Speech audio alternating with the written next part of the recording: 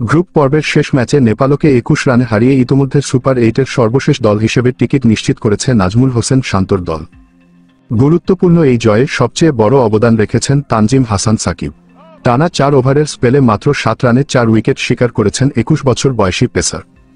যেখানে 2 ওভারই করেছেন মেইডেন, বিশ্বমঞ্চে এমন আগুন সরানোর দিনে একগাদা রেকর্ডও গড়েছেন এই তরুণ পেসার।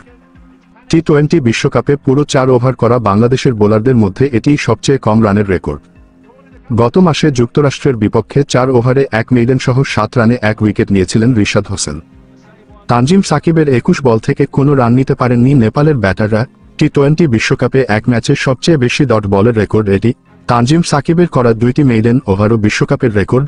বাংলাদেশের প্রথম ও সব মিলিয়ে ষষ্ঠ বোলার হিসেবে টি-20 বিশ্ব আসরে 1 ম্যাচে 2টি মেইডেন নিলেন তানজিম সাকিব। সব মিলিয়ে আন্তর্জাতিক টি-20তে 1 ম্যাচে 2 মেইডেন করা তৃতীয় বাংলাদেশি তানজিম সাকিব। আগের দুজন নাজমুল ইসলাম ও নাসুম আহমেদ।